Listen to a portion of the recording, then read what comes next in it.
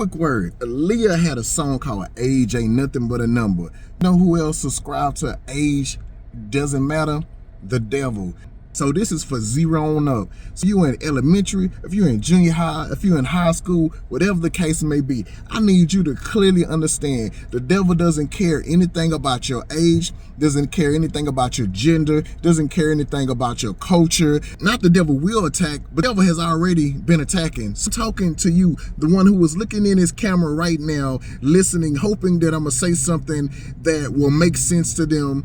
I believe that I have something to say to you that is going to register from not last week or even yesterday. You have been thinking about, or you are right now thinking about the fact of, dang, why is this certain person or this certain situation steady coming after me? Why are they so mean? Why are they so frustrating? Why are they continuing to push me and antagonize me?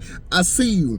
I see you trying to make the right decision. I see you trying to make the right choice. I see you trying to have the best attitude. I see you watching your mouth, watching the words that's coming out your mouth, your tone and your body language. Look, you are not perfect and you don't have to be perfect. Don't let anybody convince you that you have to say exactly the right thing in the right way at the right moment all of the time. Now, that doesn't mean that you shouldn't try to do those things. Don't allow anybody to convince you that your effort is either not enough or your effort doesn't matter or your effort doesn't have as much value. So all at different places in our life, and sometimes we will judge people based off of where we are and we will expect them to be where we are or surpass that in a particular situation. Vice versa, when they are in your shoes and you're in their shoes, they don't seem to have that same type of energy. They not on that same type of time that they was on earlier. If you ask me, that type of mindset and that type of mentality, it's kind of sus. It's kind of sus. There needs to be some reflection, some looking in the mirror, some checking yourself off on how you are grading and judging other people. Because this is just me. Y'all tell me in the comments how y'all feel. I personally feel like this. Wherever you are judging somebody, and I hate to use the word judge, right? But whatever bar that you are setting for someone else, the bar for you should be even higher. It should be even higher. So you expect them to be at 6 in whatever area of life. First of all, you better first be a 6.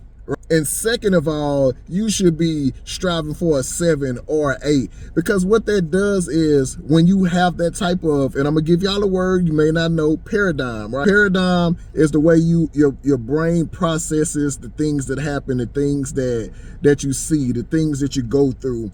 It's how it sees it based off of your life and what you've been told and your thought patterns and what you've come up with individually.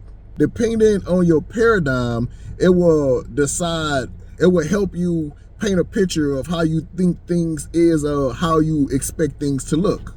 I want you to understand that person is steady attacking you. That person that's steady coming at you. That person that seems to be going out of their way to make life difficult for you. That person that pulls you down and tears you down with their words. And person that even pretends like they're not doing any of those things. The person that seems to always want to be right and you're always wrong.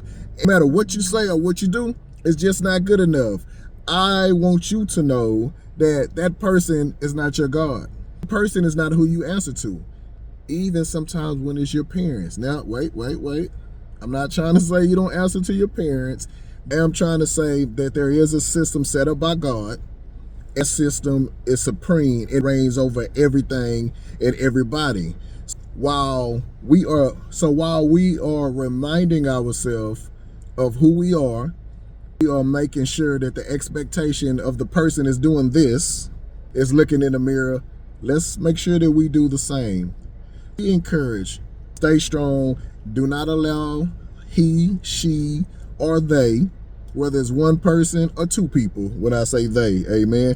No matter what the situation is, don't allow that person to push you to the point that you say, you know, I've had enough. This is all that I can take. I've tried. I've been patient. I've given you chances. I've given you opportunities. Now you've unleashed the beast. My daughter's, she's next to me while I'm making this video.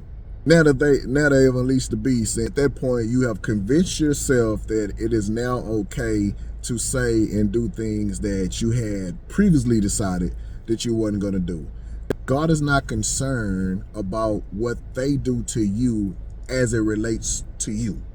He takes care of them based off of what they do. He deals with you based off of what you do.